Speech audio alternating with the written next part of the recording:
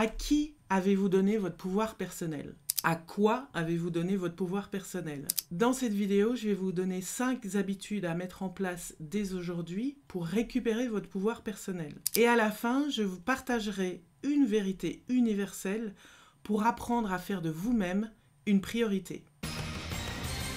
Bienvenue dans les Sagesses de Fanette. Je m'appelle Françoise et sur cette chaîne, je partage avec vous des réflexions, des conseils et des techniques pour apprendre à vivre en harmonie, à retrouver l'équilibre et à récupérer son pouvoir personnel. Se tenir dans son pouvoir personnel, c'est être capable de fonctionner en toute autonomie. C'est être capable de faire des choix en ne tenant compte que de soi. C'est être souverain de sa vie. C'est être maître de sa vie. C'est être créateur de sa réalité. C'est être capable de faire des choix sans chercher la validation à l'extérieur de soi, en cherchant une validation qui est à l'intérieur de soi. Quand on est dans son pouvoir personnel, on est connecté à soi. C'est là qu'on arrive à se connecter à soi. C'est en trouvant cet endroit à l'intérieur de nous, qui est notre force à nous, qui est notre petite flamme à nous, c'est la flamme qui nous rend uniques.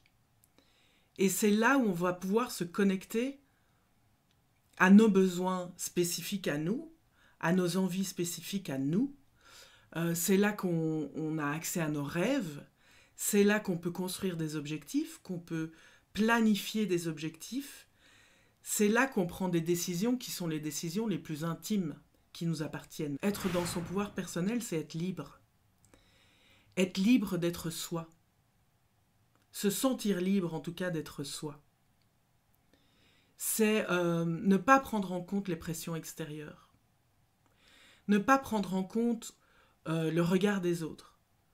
Ne pas faire en fonction du regard qui vient de l'extérieur de nous. De ce que pourraient penser nos amis, nos collègues, notre famille, notre cercle social ou la société générale. L'humanité tout entière. Alors c'est pas facile, c'est pas quelque chose de facile, c'est pas quelque chose qu'on apprend naturellement. Enfin en tout cas il y a très peu de gens qui savent le faire naturellement, mais je les envie fortement. Parce qu'en fait c'est vraiment un travail, comme on est des animaux sociaux, on a l'habitude de faire en fonction des autres dans notre vie. Et on doit vraiment réapprendre à faire en fonction de nous et uniquement de nous. Et en même temps, c'est la seule manière qu'on a d'avoir accès à notre individualité, d'avoir accès à notre unicité, d'avoir accès à notre authenticité. On ne peut pas être authentique si on fait constamment en fonction des autres. C'est pas possible. On ne peut pas être vrai avec les autres, mais aussi avec nous-mêmes, si on fait constamment en fonction de ce que les autres pourraient penser. Ça n'est pas possible. Et quand on sait que notre réalité, à tout un chacun, c'est le résultat de tous les choix qu'on a faits jusqu'à maintenant, donc la réalité n'existe pas. Il existe autant de réalité qu'il existe d'êtres humains ou d'êtres vivants. Donc, notre réalité, c'est le résultat de tous les choix qu'on a faits jusqu'à maintenant. Donc, si tous les choix qu'on a faits jusqu'à maintenant ont été basés sur l'extérieur de nous, est-ce que notre réalité nous appartient? Est-ce qu'elle est faite en fonction de nous? Est-ce qu'elle est basée sur notre pouvoir personnel à nous? Est-ce qu'elle est basée sur nos besoins à nous? Nos envies, nos rêves, nos objectifs, enfin, en tout cas, ce qui nous rend heureux, nous? Ou est-ce qu'elle est basée sur ce qui rend les autres heureux? Déjà, ça c'est déjà une question qui mérite le détour. Moi, en tout cas, ce que j'ai pris l'habitude de faire très régulièrement, enfin j'essaye le plus possible, quand je sens que ma réalité ne me plaît pas, quand ma réalité devient bancale, quand je perds de l'harmonie générale, quand je sens que je perds l'équilibre, quand je sens que c'est inconfortable, qu'il y a un truc qui coince, qui grince et que ça me plaît pas, je me pose 2 questions. À qui j'ai donné mon pouvoir personnel et à quoi j'ai donné mon pouvoir personnel? Et ces 2 questions qui, à chaque fois, me remettent sur le droit chemin, qui me repoussent à revenir à moi, à me reposer des questions sur moi, à réajuster si nécessaire, à récupérer du pouvoir personnel ou de l'énergie, c'est un synonyme du pouvoir personnel, l'énergie, mon énergie à moi, à récupérer mon énergie et à la remettre au centre de qui je suis. Donc au centre de ma réalité, donc au centre de ma vie. Si vous observez autour de vous quelque chose qui ne vous plaît pas, c'est la définition de la réalité. La réalité, c'est quelque chose que vous pouvez observer. Et des pensées, c'est quelque chose que vous pouvez observer. Des émotions, c'est quelque chose que vous pouvez observer. Donc si votre réalité ne vous plaît pas, si vous sentez que ça coince, si vous sentez que ça grince, que c'est inconfortable, que juste vous êtes pas à l'aise de manière générale dans votre vie, je vous pose la question, à qui avez-vous donné votre pouvoir personnel et ou à quoi avez-vous donné votre pouvoir personnel? C'est difficile de répondre à ces 2 questions au début quand on ne l'a jamais fait. Moi, je sais que la première fois que j'ai entendu ces questions, j'ai fait « Waouh, ok ». Donc là, ça, c'est important d'y répondre. Et que depuis, ça m'a beaucoup aidé. Quels sont les choix que vous avez faits pour répondre aux besoins ou aux attentes de personnes qui ne sont pas vous? De votre famille, de vos amis, de vos supérieurs, de vos collègues, de ce que la société estime qu'il faut faire pour être quelqu'un de bien dans la vie. À chaque fois, vous êtes abandonné, en fait. Et à chaque fois, on s'est abandonné, parce qu'évidemment, je me compte parmi les gens qui le font. Quand on cherche à rentrer dans la norme, c'est un auto-abandon. On choisit de se laisser de côté. Et c'est pour ça que se poser ce genre de questions de à qui je donne mon pouvoir personnel ou à quoi je donne mon pouvoir personnel, ça permet vraiment de se recentrer sur soi et de se reconnecter à ses besoins à soi. Donc en fait, quand on donne notre pouvoir personnel à l'extérieur de nous, on donne notre pouvoir aux autres qui utilisent ce pouvoir pour eux. Et puis ça nous arrive aussi de donner notre pouvoir personnel à l'extérieur de nous, à des choses plutôt abstraites, ou en tout cas qui paraissent abstraites, comme ça peut être nos émotions, nos doutes, ça peut être nos addictions, ça peut être nos croyances. Par exemple, quand on a peur de pas être légitime par rapport à un rêve, on peut avoir tendance à s'inventer des excuses en disant « ça marchera jamais ». Par exemple, c'est un truc qui arrive quand même très très souvent. Le syndrome de l'imposteur. Donc on peut faire des choix en fonction de est-ce qu'on se sent une imposture ou est-ce qu'on se sent légitime ou pas par rapport à commencer à chercher à réaliser un rêve ou un objectif. On peut choisir de ne pas demander une augmentation, par exemple, à son boulot, parce qu'on a peur qu'on nous dise non. Ça, c'est quand on fait des choix qui sont basés sur une peur. Mais on peut faire des choix basés sur l'image qu'on renvoie. Qu'est-ce que les autres vont penser de nous? Ça, c'est la peur du jugement. Si je fais ça, ou si je dis ça, ou si j'exprime ça, qu'est-ce que les autres vont penser de moi? Et donc, du coup, on le dit pas, on le fait pas, on l'exprime pas, on le ressent pas. Et à ce moment-là, on donne notre pouvoir personnel à notre peur. C'est plus la personne, puisque en fait on est en train de s'imaginer ce que quelqu'un pourrait penser potentiellement.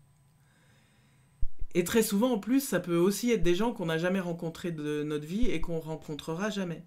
En attendant, on donne notre pouvoir personnel à cette peur du jugement de l'autre. Ça peut aussi être... on peut donner notre pouvoir personnel à un besoin de statut social, par exemple. On va choisir tel métier ou on va choisir de faire telles études parce que ça va nous donner un pouvoir dans la société, parce que ça va nous donner un statut social, parce que moi je me rappelle quand je terminais mes années secondaires, le nombre de gens qui disaient qu'ils allaient faire des études en droit, et quand on leur posait la question, en tout cas quand moi je leur posais la question, ils ne savaient pas trop pourquoi.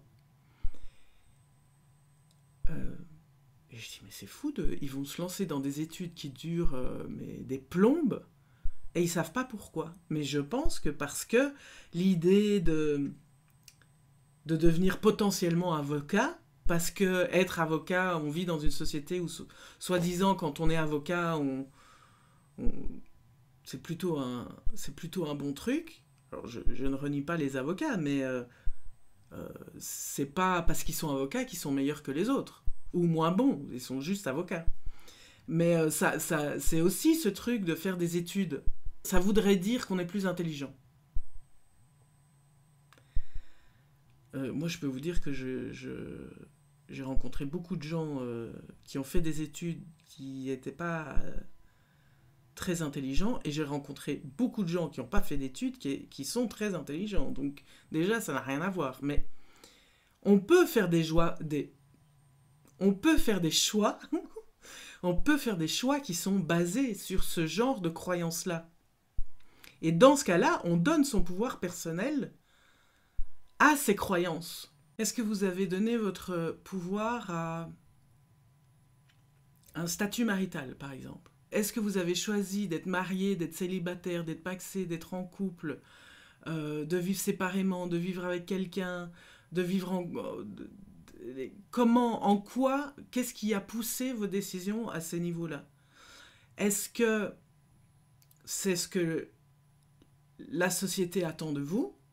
Est-ce que vraiment c'est votre envie à vous? Est-ce que vraiment ce choix a été fait en fonction de votre pouvoir personnel à vous? C'est pas une... c'est loin d'être une réponse facile à donner. Loin de là, mais c'est important, je pense, de se poser la question. Si jamais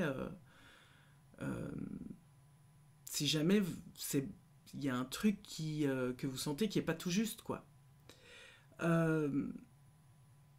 Est-ce que vous avez donné votre pouvoir personnel au besoin d'être aimé, au besoin d'être admiré, au besoin d'être considéré?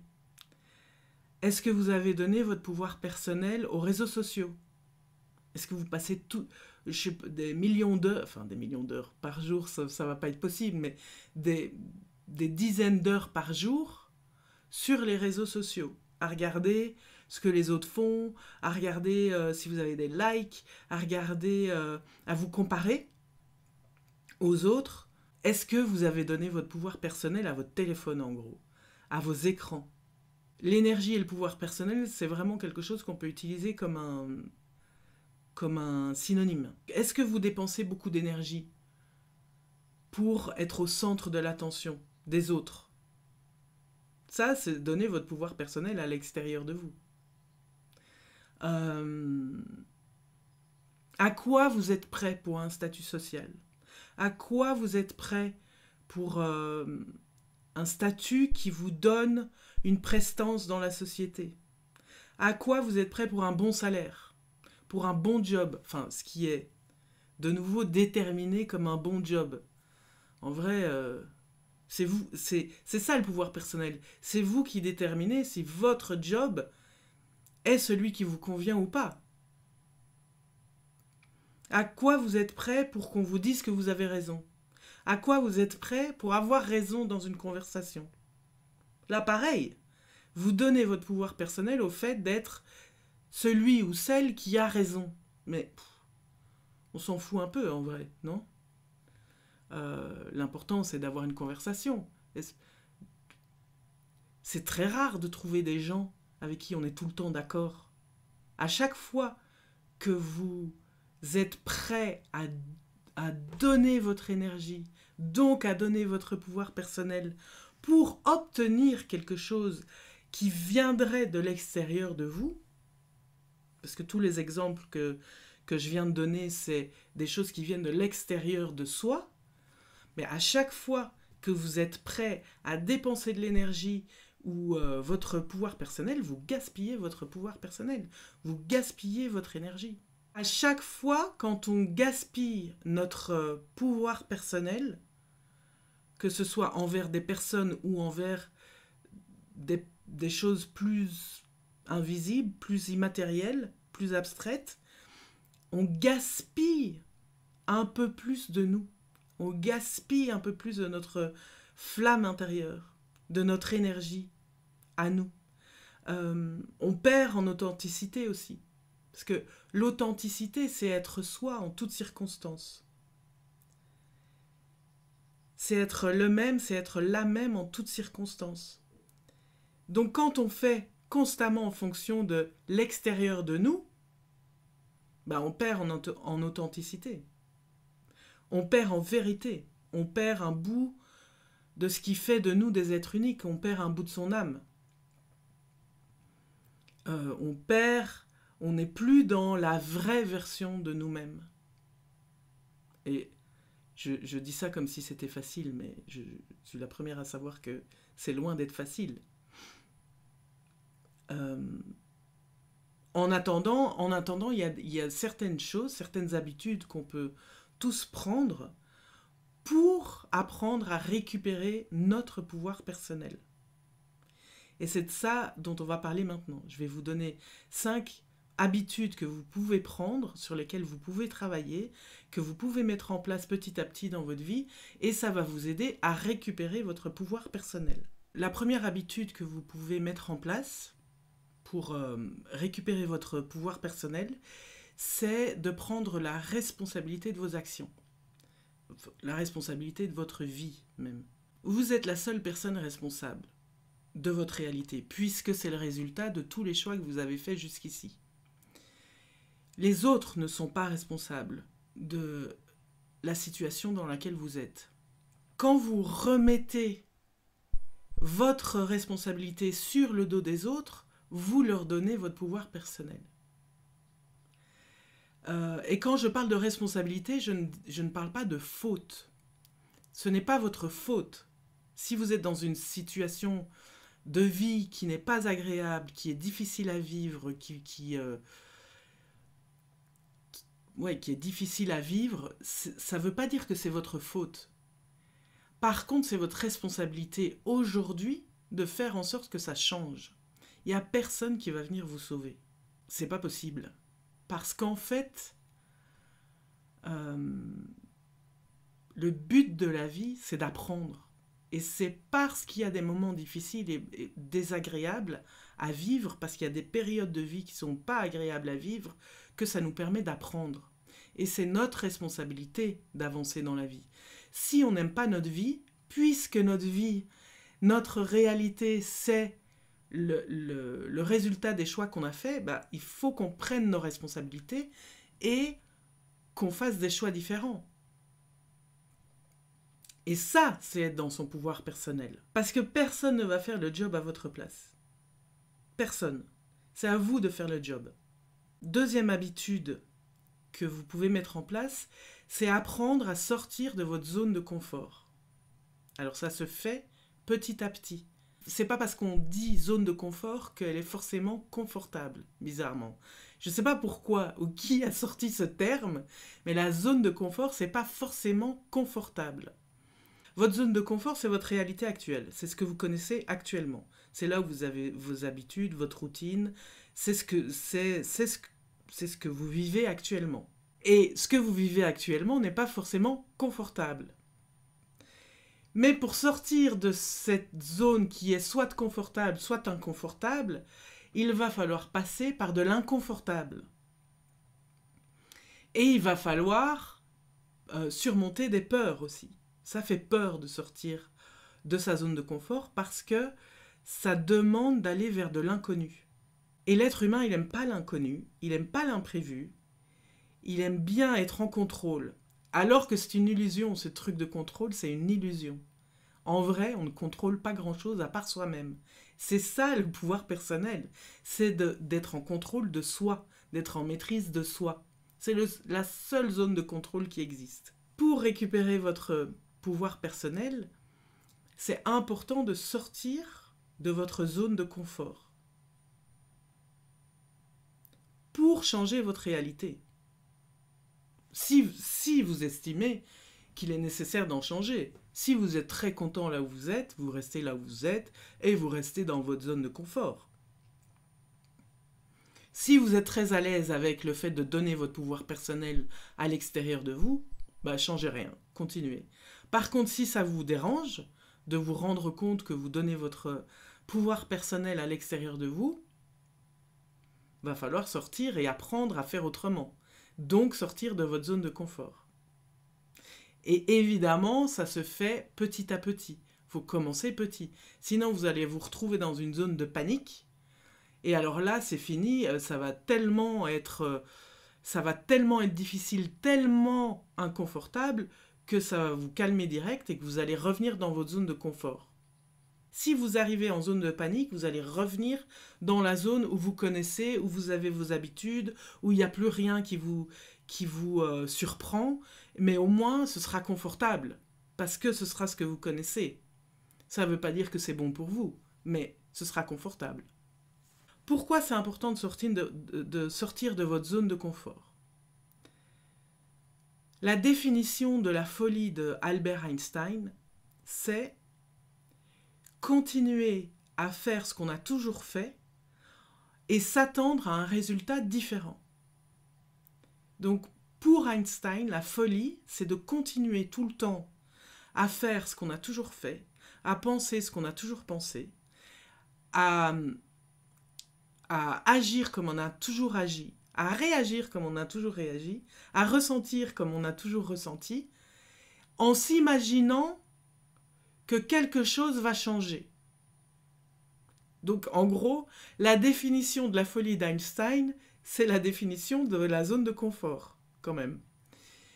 Si vous voulez que votre réalité change, que quelque chose dans votre vie change, parce que vous voulez récupérer votre pouvoir personnel, il va falloir sortir de votre zone de confort. Petit à petit, mais quand même, il va falloir le faire. Et commencer par des petits objectifs de changement. Troisième habitude que vous pouvez mettre en place pour récupérer votre pouvoir personnel, c'est accepter ce qui est. C'est accepter que votre situation aujourd'hui est celle qu'elle est. Accepter que votre réalité aujourd'hui est celle qu'elle est. Vous ne pouvez pas retourner dans le passé. Donc ruminer sur le fait que votre réalité, c'est le résultat de tous les choix que vous avez faits et que vous auriez dû faire d'autres choix et que à ce moment-là, vous auriez pu faire autrement, machin et tout. Et vous focalisez, donc donnez tout votre pouvoir personnel à ce qui s'est passé dans le passé, dans votre passé. Donnez toute votre énergie à ruminer, à revivre en boucle les moments où vous auriez dû faire différemment. Ça va servir à rien. Parce que ce qui est dans le passé, c'est dans le passé. Revenir dessus constamment, ça vous bloque pour avancer en fait. Si vous apprenez à accepter que tous les choix que vous avez faits au moment où vous les avez faits parce que vous n'auriez pas pu faire autrement. D'une manière ou d'une autre, il y avait une bonne raison pour vous pousser à faire les choix que vous avez faits. Donc plutôt que de vous auto-flageller et de passer votre temps à vous dire « j'aurais dû, j'aurais pu, je suis nul d'avoir fait ça, d'avoir choisi ça », non. franchement, vous perdez... Là, vous donnez votre pouvoir personnel à votre passé, en fait. Donc, si vous voulez repartir sur de nouvelles bases, apprenez à vivre avec ce qui est maintenant. Les décisions que vous allez prendre pour reprendre votre pouvoir personnel, c'est par rapport à votre réalité de maintenant. Et votre réalité de demain, votre réalité de dans 6 mois, votre réalité de dans 1 an, de dans 5 ans, dans 10 ans, sera la somme des choix que vous avez commencé à prendre aujourd'hui. C'est pour ça que c'est important le moment présent. C'est la réalité d'aujourd'hui qui compte. Faites la liste de tout ce que vous estimez être des erreurs ou des mauvais choix que vous avez faits et faites la liste de tout ce que vous avez appris grâce à vos soi-disant erreurs ou vos soi-disant mauvais choix. Faites la liste de tout ce que ça vous a de tout ce que ça vous a appris. Et vous allez voir que normalement vous avez appris des choses. C'est à ça que ça sert les erreurs. C'est à nous apprendre à évoluer. Ça nous apprend à grandir. Ça nous apprend à avancer dans la vie. Vous n'êtes pas la même personne. Ne fût-ce qu'aujourd'hui vous rendre compte que vous avez fait des erreurs, ça vous permettra au moins de ne pas refaire les mêmes erreurs. Enfin, j'espère que si vous vous rendez compte aujourd'hui que vous avez fait telle ou telle erreur, j'imagine que la suite de votre pensée, c'est « je ne vais pas refaire les mêmes ». Si vous refaites les mêmes erreurs, ça nécessiterait vraiment de faire un travail de conscience pour comprendre qu'est-ce qui est en jeu à l'intérieur de vous à ce moment-là. Et là, c'est un autre débat. Enfin, en tout cas, c'est un autre travail. En tout cas, acceptez ce qui est aujourd'hui et repartez sur des nouvelles bases pour créer votre réalité de demain. Et petit aparté, si jamais ce genre de contenu vous intéresse, j'ai une newsletter qui s'appelle Les Sagesses, à laquelle vous pouvez vous inscrire en cliquant sur le lien dans la description de la vidéo juste en dessous. Et dans cette newsletter, je partage du contenu que je ne partage pas ici sur YouTube. Donc n'hésitez pas si vous en voulez plus. 4e habitude que vous pouvez mettre en place dès aujourd'hui, c'est apprendre à vous connecter à vous-même. Si vous avez gaspillé votre pouvoir personnel en le donnant à gauche et à droite pendant très longtemps, il y a fort à parier que vous n'êtes pas connecté à vous. Comme je le disais au début, votre pouvoir personnel, c'est cet endroit à l'intérieur de vous où se trouve votre petite flamme intérieure, enfin votre grande flamme intérieure, où se trouvent vos besoins, vos envies, vos rêves, où se trouve votre nature profonde, où se trouve votre vérité, votre authenticité. Si vous avez beaucoup donné votre pouvoir personnel à l'extérieur de vous, c'est probablement que vous n'êtes pas connecté à cette partie de vous. Donc c'est important d'apprendre à vous connecter à vous, à cet endroit-là de vous. Parce qu'une fois que vous saurez ce qu'il y a là, parce qu'une fois que vous saurez ce qui vous anime, parce qu'une fois que vous aurez ressenti qui vous êtes vraiment, la vraie version de vous, pas la meilleure version de vous, la vraie version de vous, je vous garantis que vous allez vouloir y revenir le plus souvent possible. Et là, c'est de nouveau un choix qui est très personnel. Est-ce que vous préférez vivre une vie en fonction de vous ou une vie en fonction des autres ou une vie en fonction de quelque chose d'autre? C'est évidemment une question qui est ultra personnelle, qui va dépendre de chaque personne qui y répond. Mais si la réponse est « je veux vivre une vie qui est connectée à moi, qui me ressemble, qui est vraie pour moi et qui me fait du bien à moi en fonction de mes besoins à moi », il faut apprendre à vous reconnecter à vous. La 5e habitude que vous pouvez mettre en place, c'est d'apprendre à observer votre réalité. Comme si vous étiez à l'extérieur de vous-même. C'est-à-dire vous vous regardez en prenant de la hauteur, en prenant de la distance, et vous répondez à ces questions. À quoi ressemble votre quotidien? À quoi ressemble votre entourage? Qu'est-ce que vous faites dans votre temps libre? À quoi ressemble votre lieu de vie? Quel hobby vous avez choisi de faire? À quoi ressemble votre travail?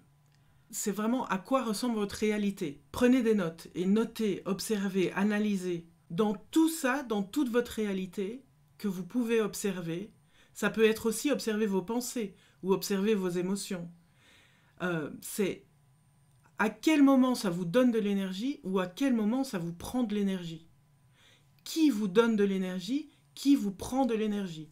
Quelle activité que vous faites vous donne de l'énergie? Quelle activité vous prend de l'énergie? Ça va déjà vous donner vachement des indices par rapport à quel moment vous êtes dans votre pouvoir personnel.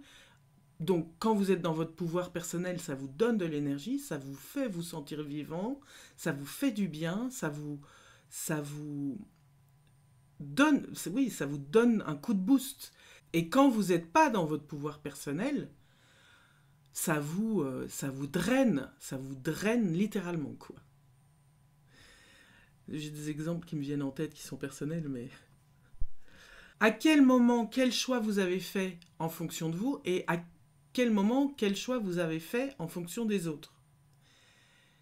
Qu'est-ce qui vous pousse vers le haut? Qu'est-ce qui vous fait vous sentir vivant? Qu'est-ce qui, je le dis, vous donne de l'énergie ou vous prend de l'énergie? Qu'est-ce que vous avez choisi par dépit ou pour vous conformer ou parce que d'autres avaient fait ce choix-là, donc vous avez fait ce choix-là?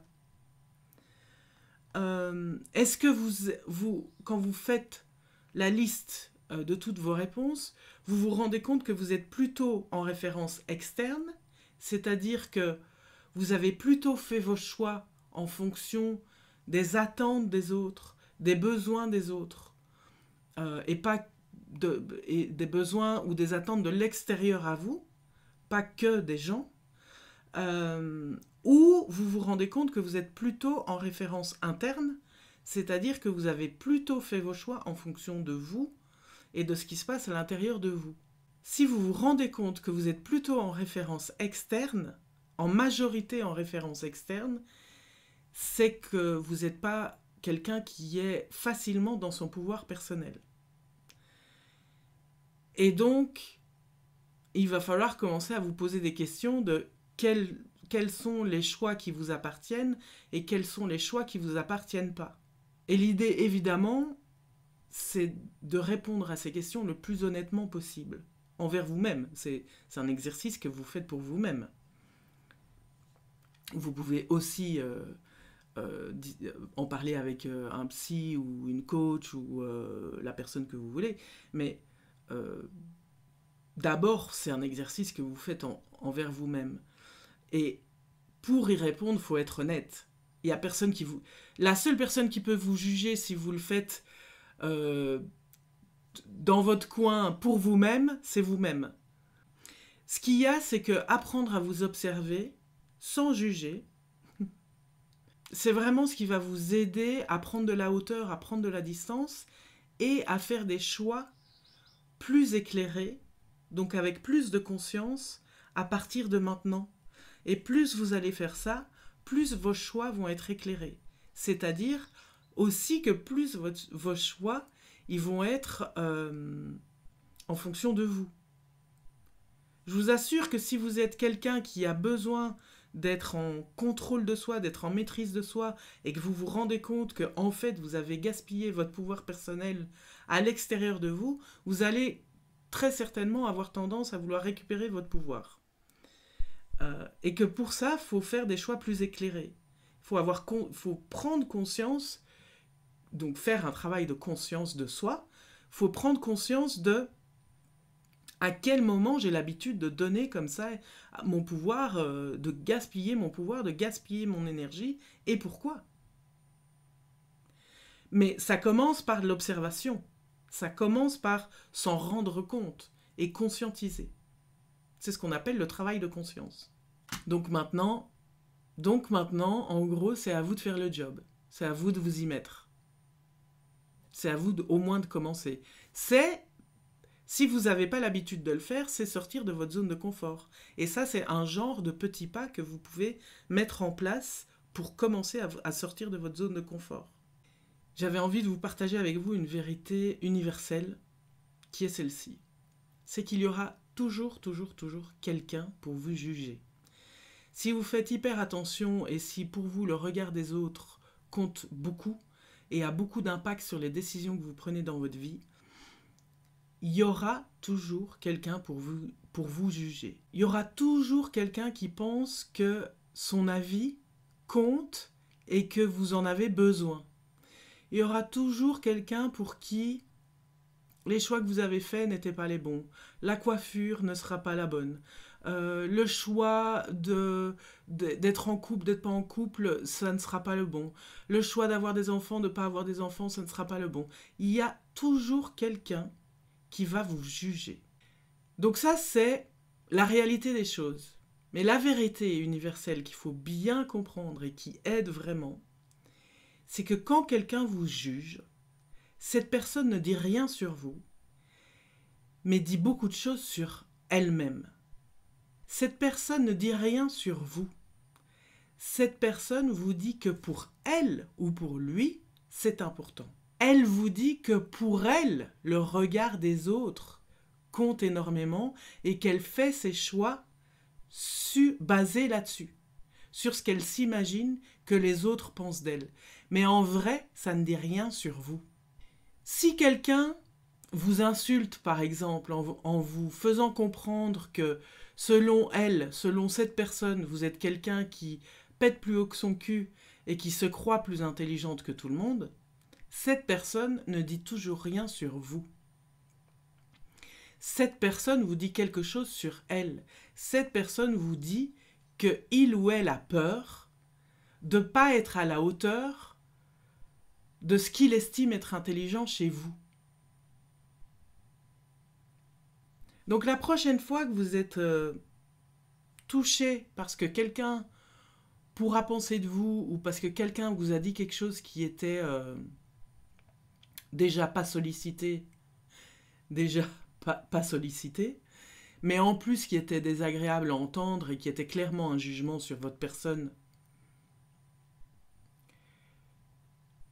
pensez à ça. Pensez à, mais qu'est-ce que cette personne est en train de me dire sur elle ? Votre valeur à vous ne dépend pas de quelqu'un qui est extérieur à vous. Votre valeur à vous, la seule personne qui peut vous attribuer de la valeur, c'est vous. Et tout est déjà à l'intérieur de vous. Donc, gagnez du temps en apprenant à prendre de la distance quand on vous juge et à vous rendre compte que ça ne dit rien sur vous. Et n'oubliez pas que vous avez le droit de vous définir vous-même. Que vous avez le droit de vous redéfinir. Si vous n'aimez pas qui vous êtes aujourd'hui, vous avez le droit de vous redéfinir. Et vous avez le droit de vous redéfinir autant de fois que vous le voulez, à n'importe quel moment. Personne ne peut vous dicter votre vie. Personne. Pour commencer en tout cas à réfléchir à cette histoire de pouvoir personnel et à savoir où vous vous situez sur le spectre du pouvoir personnel, voici un exercice que je vous conseille de faire au moins une fois par semaine, si pas une fois toutes les 2 semaines ou une fois par mois, mais essayez au moins une fois par semaine de prendre l'habitude de le faire. Posez-vous ces 4 questions. À qui j'ai donné mon pouvoir personnel cette semaine ? À quoi j'ai donné mon pouvoir personnel cette semaine ? Et à qui j'ai pris du pouvoir cette semaine et à quoi j'ai pris du pouvoir cette semaine. Parce qu'évidemment, si vous donnez votre pouvoir personnel, ça veut aussi dire que vous en prenez. Ça veut aussi dire que vous prenez du pouvoir aux autres et à l'extérieur de vous. Voilà, c'est fini pour aujourd'hui. Si vous avez aimé cette vidéo, likez sans modération, abonnez-vous à la chaîne, laissez un commentaire pour partager votre expérience à vous et abonnez-vous à la newsletter avec le lien qui est dans la description juste en dessous pour avoir plus de contenu par mail, du contenu que je ne partage pas ici sur YouTube. À la prochaine et d'ici là, prenez soin de vous.